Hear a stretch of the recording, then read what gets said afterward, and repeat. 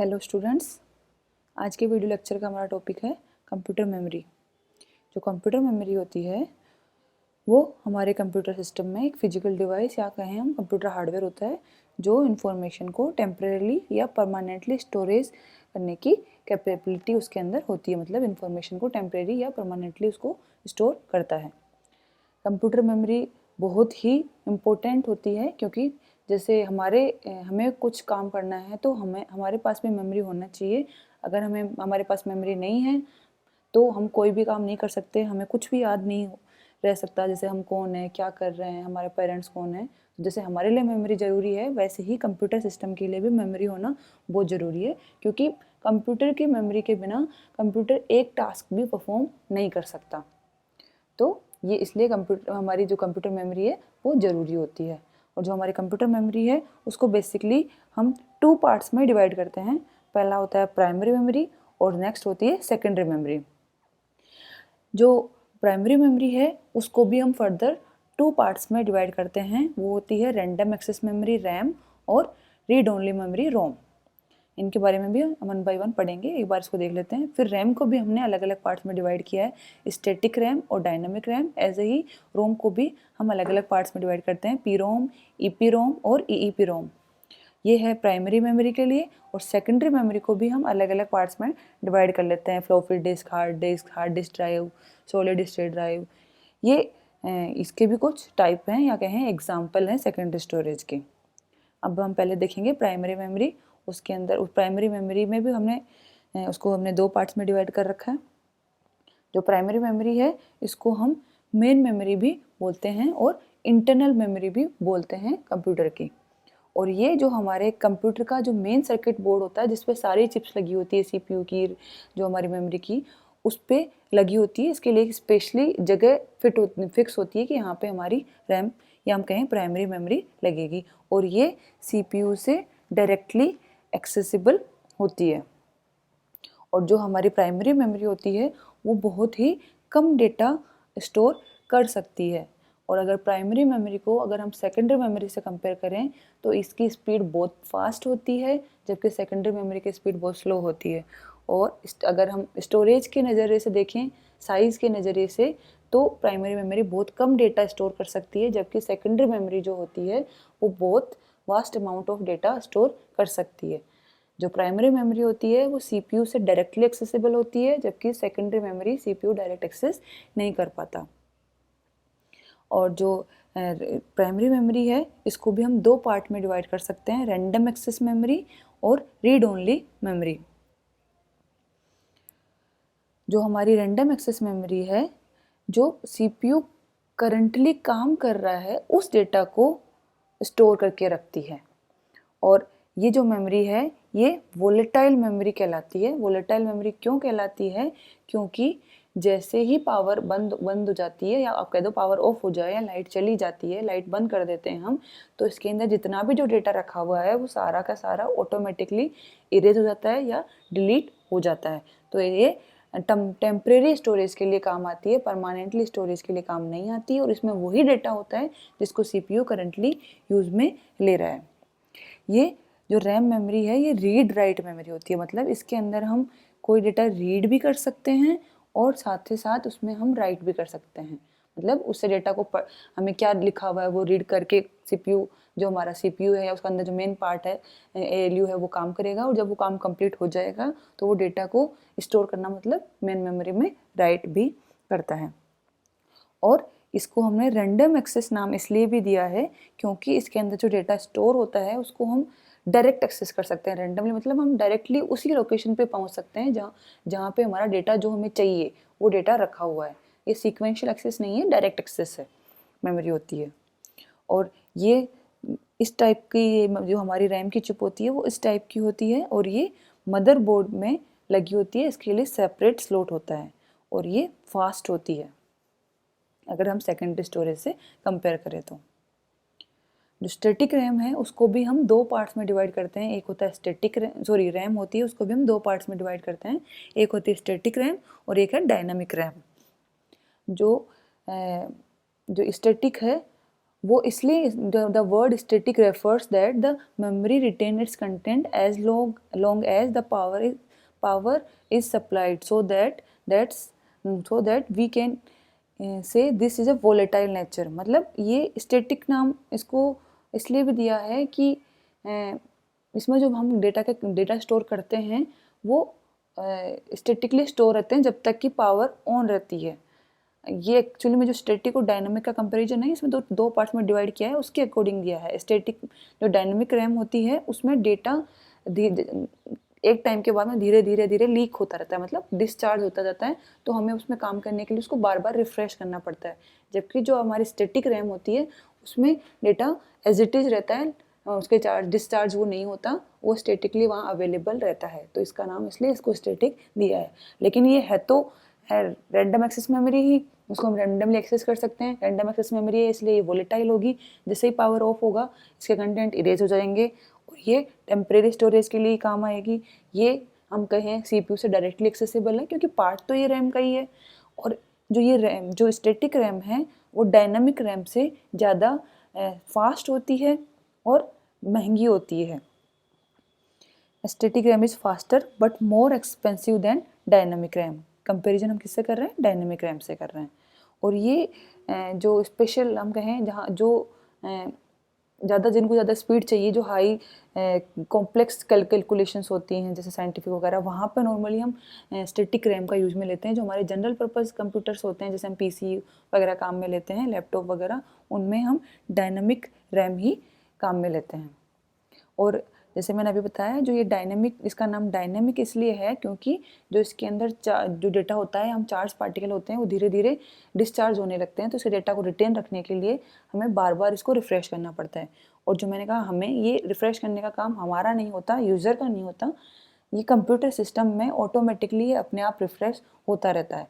और जब हम इसको रिफ़्रेश करते हैं तभी डेटा इसमें रिटेन रहता है, अदरवाइज़ धीरे धीरे डेटा डिस्चार्ज होता जाता है, मतलब इरेज होने लगता है।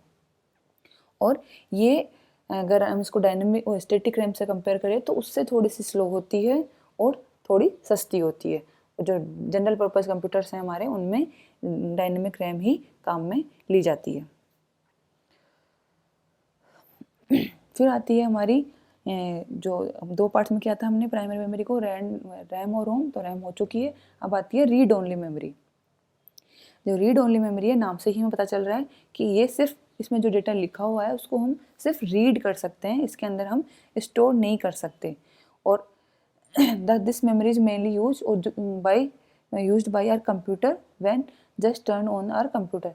ये मेमोरी मेनली जब हम कंप्यूटर ऑन करते हैं, जो इसका बूटिंग प्रोसेस होता है, स्टार्टअप प्रोसेस होता है, उसी में काम आती है। बाद में इसका काम नहीं होता, जब इस कंप्यूटर स्टार्ट होता है तब ये मेमोरी काम में आती है। और ये वोलेटाइल नहीं होती है नेचर में, नॉन वोलेटाइल मेमोरी होती है, मतलब इसके अंदर जो लिखा हुआ डेटा है वो लाइट चली जाती है तो इरेज नहीं होता, इसके अंदर वो डेटा परमानेंटली स्टोर होता है। इसमें जो डेटा है वो हम कहें तो हम राइट नहीं करते उसमें, जिसने ये जो मैन्युफैक्चरिंग कंपनी है वो ही बना के इसके अंदर रखती है। ये हमारे लिए सिर्फ रीड करने के लिए होती है, जब हम इसको कंप्यूटर स्टार्ट करेंगे तभी ये मेमोरी हमारे लिए काम आती है। और इस मेमोरी को भी हमने 3 पार्ट्स में डिवाइड किया है, P ROM, E P ROM और ई ई पी रोम। ये है programmable read only memory. One by one हम इसको देखते हैं। Non as programmable read only memory, और इसके अंदर डेटा है वो ऑल्टर नहीं होता, मतलब चेंज नहीं होता, परमानेंटली स्टोर होता है और उसको हम चेंज भी नहीं कर सकते। जैसे मैंने जस्ट अभी बताया, इसको हम चेंज नहीं कर सकते, जो मैन्युफैक्चर्ड कंपनी है वो ही इसके अंदर डेटा को लिखती है। अगर हम चाहते हैं कि हमारी जो रोम चिप है वो ब्लैंक आए तो हम ले सकते हैं, पर उसमें भी डेटा हम राइट नहीं कर सकते। जो स्पेशल टूल्स के थ्रू जो प्रोग्रामर्स होते हैं वो ही इसके अंदर राइट कर सकते हैं, और वो भी ऐसा नहीं कि हम जब मर्जी आए तब राइट करवा लें, वो भी बहुत लंबे टाइम के बाद में ही आप इरेज कर सकते हो। रेगुलर बेसिस पे इरेज होने का काम नहीं होता है और वो प्रोग्राम नहीं होती रेगुलर बेसिस पे। फिर आती है हमारी erasable programmable read only memory. जो erasable programmable read only memory है, ये इसमें जो डेटा है हम इसको इरेज कर सकते हैं, लेकिन वो अल्ट्रा वायलेट रेज के थ्रू होता है। और अगर हम इरेज कुछ लाइनें करना चाहें तो वो पॉसिबल नहीं है। इस रोम चिप के अंदर जितना भी लिखा हुआ डेटा है वो पूरा का पूरा इरेज होगा अगर हम ये मेमोरी यूज में लेते हैं तो। Erasable programmable read only memory काम में लेते हैं तो।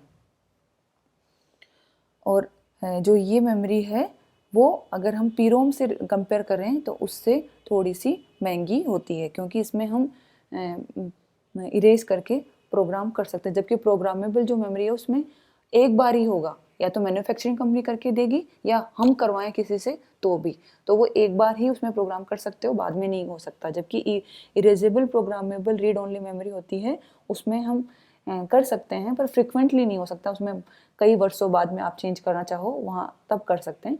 और ये बेसिकली ये जो रीड ओनली मेमोरीज हैं, जो साइंटिफिक कैलकुलेशंस वगैरह होती हैं, वो वाले जो कैलकुलेटर वो कंप्यूटर्स होते हैं वहीं पे हम इनको काम में लेते हैं। फिर आती है erasable electrically erasable programmable read only memory. जो इसमें जो हम इरेज करने का काम होता है वो इलेक्ट्रिक चार्जेस के थ्रू होता है, जबकि ईपीरोम में किससे हो रहा था, वो हो रहा था हमारा अल्ट्रावायलेट रेज से। तो ईपीरोम में आपने देखा कि उसमें अल्ट्रावायलेट रेज के थ्रू हो रहा था और उसमें पूरा की पूरी चिप पे जो डेटा लिखा हुआ था एक साथ इरेज हो रहा था। जबकि ईपीरोम में क्या होता है, इसमें 1 बाइट एट ए टाइम पे इरेज हो सकता है, मतलब जितना डेटा आप चाहो उतना इरेज कर सकते हो और जितना रखना चाहो वो रख सकते हो। तो ये अगर फिर उससे ईपीरोम से इसको कंपेयर करें तो ज़्यादा महंगी होगी, और इसमें हम रीप्रोग्रामिंग हम कर सकते हैं बाद में, और जितना चाहें उतना डेटा ही हम इरेज कर सकते हैं और हम उसको रख सकते हैं। तो ये था बेसिक प्राइमरी मेमोरी के बारे में। अब हम देखते हैं सेकेंडरी मेमोरी। जो प्राइमरी मेमोरी थी मैंने कंपैरिजन स्टार्टिंग में कर दिया था, ये primary memory normally temporary storage के लिए काम आ रही थी। अगर हम रोम को छोड़ दें, रोम एक्सेप्शनल केस है क्योंकि वो किस में काम आ रहा है, वो बूटिंग कंप्यूटर के स्टार्टअप में। जो एक्चुअल में डेली बेसिस पे जो काम होता है वो हमारा रैम के थ्रू ही होता है, जो भी हमारे को काम करवाने होते हैं एक्स्ट्रा काम कंप्यूटर से। स्टार्टअप का काम नहीं, कंप्यूटर स्टार्ट होना तो एक काम है ही है, वो काम वो नहीं है। और कोई जो भी आप एप्लीकेशन के थ्रू कंप्यूटर पे जो काम करते हो उसको हैंडल सारा काम रैम के थ्रू होता है, तो वो आपके टेम्परेरी स्टोरेज के लिए काम आता है। और अगर हमें जो डेली बेसिस पे हम जो काम में ले रहे हैं उसको परमानेंटली स्टोर करना है तो सेकेंडरी मेमोरी उसके लिए हम काम में लेते हैं। The place where we store our personal data in a computer system is known as secondary memory. जिसमें हम हमारा पर्सनल डेटा स्टोर करते हैं वो हमारी कौन सी मेमोरी होती है, सेकेंडरी मेमोरी।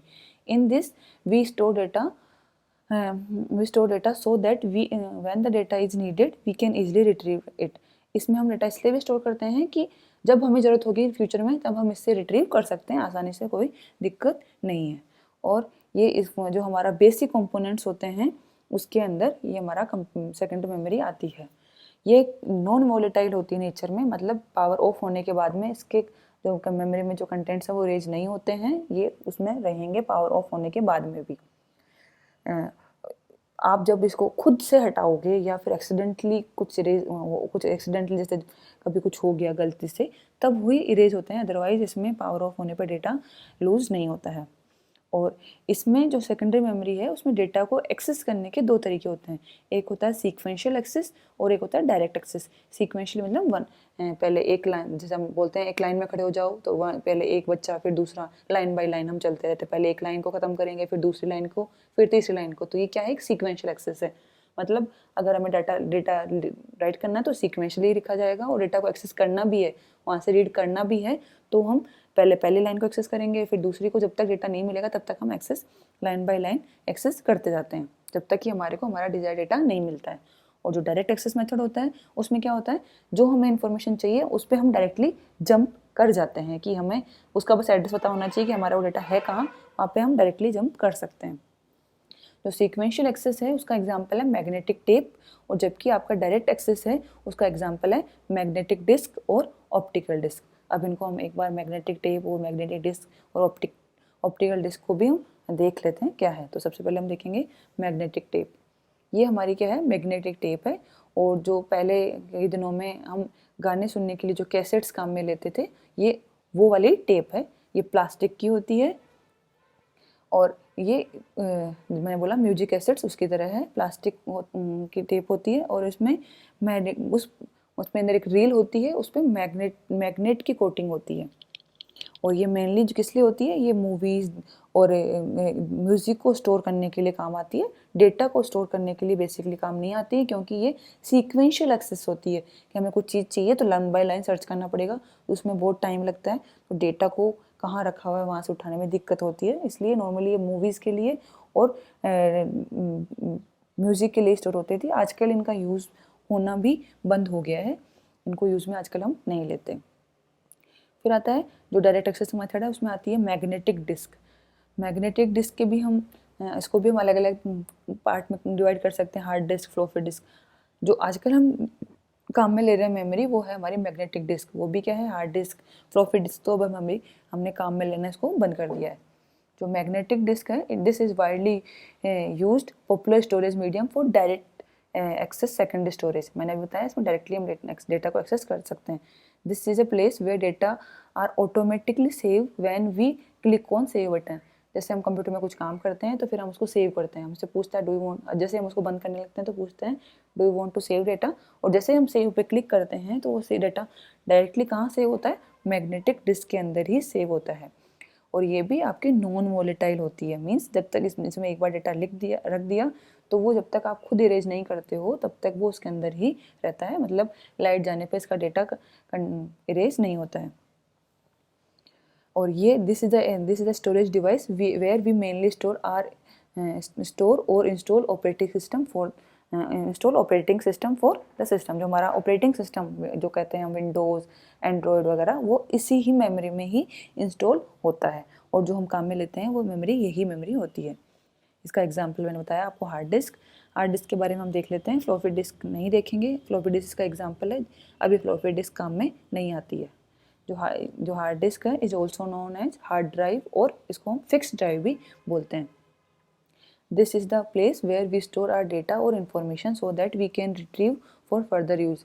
यहाँ पे ही हमारा डेटा और इन्फॉर्मेशन स्टोर करते हैं ताकि उसको हम जब हमें फ्यूचर में रिक्वायरमेंट हो तो हम उसको यूज़ कर सकें। ऑपरेटिंग सिस्टम भी यहीं इंस्टॉल होता है, और ये जो हमारे कंप्यूटर होते हैं इसमें इनबिल्ट आती है। जब हम कंप्यूटर या लैपटॉप खरीदने जाते हैं तो हमसे पूछते हैं आपको हार्ड डिस्क कितनी कैपेसिटी की चाहिए, तो ये वही हार्ड डिस्क है जो कंप्यूटर के अंदर इनबिल्ट आती है। आप अगर चाहो तो इसके अंदर हम रिमूवेबल हार्ड डिस्क भी आजकल आने लग गई है, तो वो रिमूवेबल हार्ड डिस्क भी हम अटैच कर सकते हैं जिसमें हम और डेटा स्टोर कर सकते हैं बैकअप के तौर पे। जो इनकी नॉर्मल जो बेसिक स्टोरेज आजकल बढ़ गई है, वैसे जो स्टोरेज कैपेसिटी है 250 टू 500 गीगाबाइट तक आती है। अब तो ये टेराबाइट में भी आने लग गई है। फिर आती है आपकी ऑप्टिकल डिस्क। देखो पीछे अगर कन्फ्यूजन है तो मैंने आपको बताया था, जो है मेमोरी, सेकेंडरी मेमोरी, उसमें हमने देखा था कि ये कौन कौन सी हैं, मैग्नेटिक डिस्क और ऑप्टिकल डिस्क डायरेक्ट एक्सेस में। तो और सीक्वेंशियल एक्सेस में था मैग्नेटिक टेप, तो हम मैग्नेटिक टेप भी देख चुके हैं, और मैग्नेटिक डिस्क भी देख चुके हैं। अब हम देखते हैं ऑप्टिकल डिस्क। जो हमारी CD DVD हैं वो हमारी ऑप्टिकल डिस्क का एग्जाम्पल है, और ये भी सेकेंडरी स्टोरेज के लिए काम आती है। और ये क्या होती है, फ्लैट होती है, गोल सर्कुलर होती है, मतलब गोल होती है, और एक प्लास्टिक की डिस्क होती है जिस पे कुछ मटेरियल से कोटेड होती है। और ये बहुत पॉपुलर डिस्क वो सेकेंडरी स्टोरेज मीडियम माना जाता है, क्योंकि ये बहुत छोटी होती हैं और इनकी स्टोरेज कैपेसिटी भी बहुत अच्छी होती है। और ये एक तरीके से हम जहाँ चाहें वहाँ इसको ले जा सकते हैं, जब चाहें तब इसमें कुछ भी सेव कर सकते हैं। किसी को देना हो तो वो आराम से हम इसके अंदर दे सकते हैं। You must have optical disk reader in your computer so that you can read और राइट डेटा ऑन इट। और हमारी जो ऑप्टिकल डिस्क को रीड राइट करने के लिए हमारे कंप्यूटर के अंदर ऑप्टिकल डिस्क रीडर होना चाहिए। तो ये है आपकी CD और DVD, इसके दो एग्जांपल। CD का फुल फॉर्म है कॉम्पैक्ट डिस्क, और DVD का है